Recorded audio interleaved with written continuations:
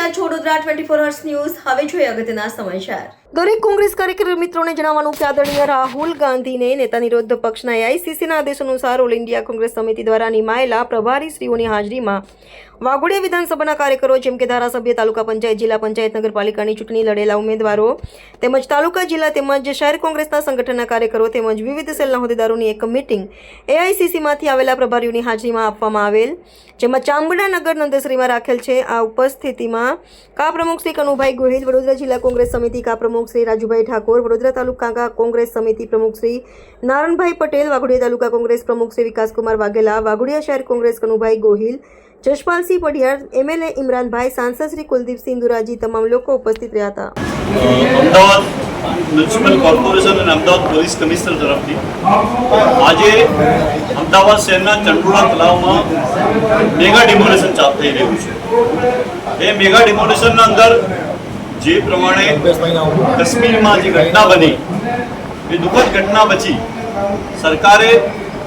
ગેરકાયદેસર રીતથી રહેતા બાંગ્લાદેશીઓ અને પાકિસ્તાનથી આવેલા વિઝા વગરના લોકો જે ભારત દેશના અંદર, ગુજરાતના અંદર અલગ અલગ જગ્યા પર રહે છે તેના માટે એક સ્ટ્રાઇક કરી છે। આજે જે પ્રમાણે ચંડોળા તળાવની આજુબાજુ ચંડોળાના વિસ્તારના અંદર જે લોકો બાંગ્લાદેશી છે અને જેના પાસે કોઈ પણ જાતના પુરાવા નથી અને વર્ષોથી અહીંયા રહે છે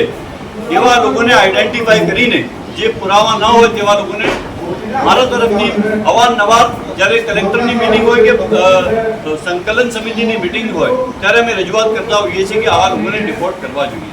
સરકારે મોડે પણ હું સમજુ છું કે અત્યારે સરકારે કદાચ મોડે પણ અત્યારે કદાચ આ કામગીરી ચાલુ કરી છે। તેને કોંગ્રેસ પક્ષના તમામ જે અમારા નેતાઓ છે, જ્યારે આ ઘટના બની કાશ્મીરની ત્યારે સર્વદલીય બેઠક હતી ત્યારે અમારા સન્માનીય નેતા રાહુલજીએ કીધું છે કે સરકાર જે પણ એક્શન લે તો કોંગ્રેસ પાર્ટી એમના સાથે છે। એટલે આજે જે પ્રમાણે ચંડોળાની ઘટના બની છે અને જે પાકિસ્તાનીઓ અને બાંગ્લાદેશીઓ વર્ષોથી અહીંયા રહે છે અને જેમણે ખોટા પુરાવા બનાવી દીધા છે એ પુરાવાની તપાસ થવી જોઈએ અને જે લોકો જે ગેરકાયદેસર રીતે જેના પાસે કોઈ પણ ડોક્યુમેન્ટ્સ નથી તેઓ લોકોને આજે ડિપોર્ટ કરવા જોઈએ। સાથે સાથે મારે એ પણ કહેવાનું કે જે બાંગ્લાદેશી કે પાકિસ્તાની છે તેને તમે દૂર કરો, અમે આપના સાથે છે, પરંતુ જે ચંડોળાની આજુબાજુ ગુજરાતી આપણા કેટલા બધા ગુજરાતી પરિવાર પણ રહે છે એ પણ કાચા પાકા ઝૂંપડાના મકાનના અંદર રહેતા હોય છે। બીજું કે જે કોઈ રાજસ્થાનથી આવેલા છે એ પણ ત્યાં ઝૂંપડાના અંદર રહેતા હોય છે। યુપી, બિહારથી આવેલા છે, યુપી, બિહારના લોકો પણ રહેતા હોય છે। એ લોકો ભારતીય છે,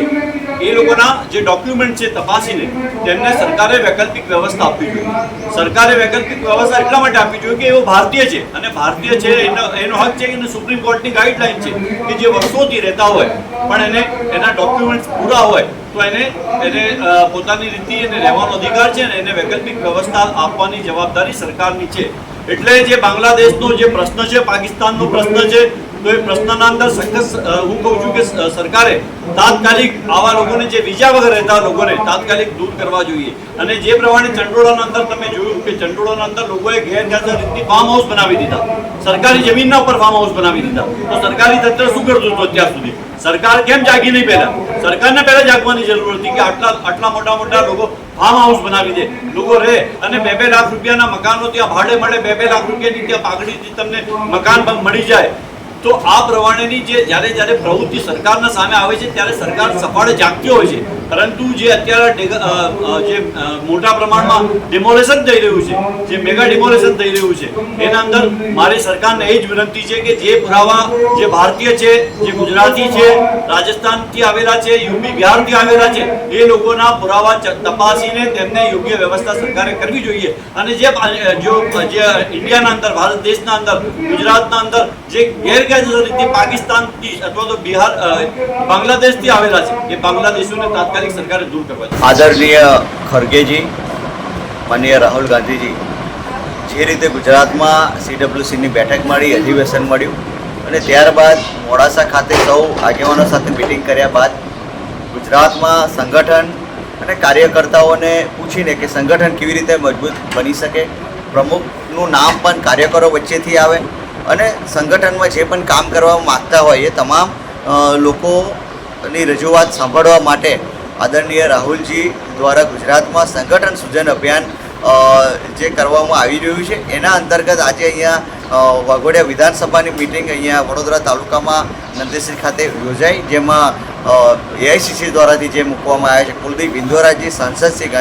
શ્રી ગંગાનગરથી એમણે તમામ લોકો સાથે 1 to 1 પણ વાત કરી છે અને મિટિંગના માધ્યમથી પણ બધાને જણાવ્યું છે કે સંગઠનમાં જે લોકો કામ કરવા માગતા હોય અને સંગઠનને વધારે મજબૂતી તરફ કેવી રીતે લઈ જવાય અને એના એ સંગઠનના માધ્યમથી લોકોના પ્રશ્નોને કેવી રીતે વાંચા મળે એ બાબતની અહીંયા મિટિંગ મળી હતી અને લોકોના ઓપિનિયન પણ લીધા.